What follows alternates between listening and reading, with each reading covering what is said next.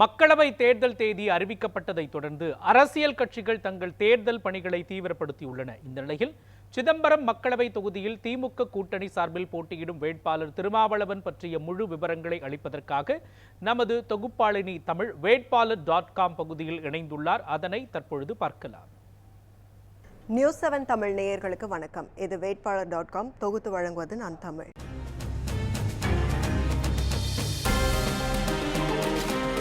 திமுக சார்பில் சிதம்பரம் தனி தொகுதியில் போட்டியிடக்கூடிய வேட்பாளர் தொல் திருமாவளவன் அவங்கள பற்றி தான் இந்த பகுதியில் நம்ம பார்க்க இருக்கிறோம்.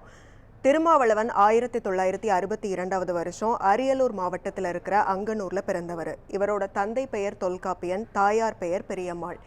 இவருக்கு பாரிவள்ளல், செங்குட்டுவன் அப்படின்னு 2 தம்பிகள் இருக்காங்க.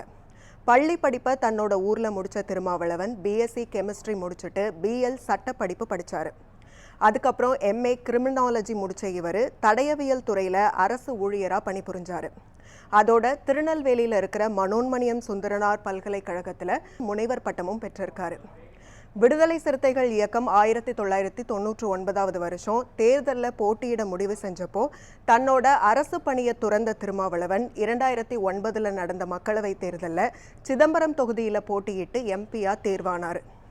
ஆனால் 2014 நடந்த மக்களவைத் தேர்தலில் அதே சிதம்பரம் தொகுதியில் திமுக தலைமையிலான கூட்டணியில் இணைஞ்சு விசிக சார்பில் போட்டியிட்ட இவர் அதிமுக வேட்பாளரான சந்திரகாசி கிட்ட தோல்வி அடைஞ்சார்.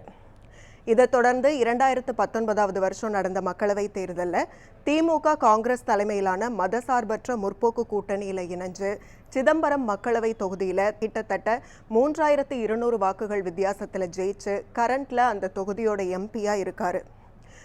மக்கள் மத்தியில் குறிப்பிடத்தகுந்த பேச்சாளராக இருக்கக்கூடிய இவர் முள்வலி, அமைப்பாய் திரள்வோம், மதமும் மதமாற்றமும் உள்ளிட்ட சில நூல்களை எழுதியிருக்காரு. திரைத்துறையில இவரோட பங்களிப்புன்னு பார்த்தா அன்பு தோழிங்கிற திரைப்படத்துல கிளர்ச்சி தலைவரா நடிச்சிருக்காரு.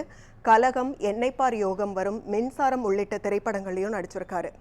சிதம்பரம் தொகுதியில இதுவரைக்கும் 5 முறை போட்டியிட்டு 3 முறை தோல்வியும் 2 முறை வெற்றியும் பெற்றிருக்கக்கூடிய திருமாவளவன் இப்போ 6வது முறையா இந்த தொகுதியில போட்டியிடுறாரு.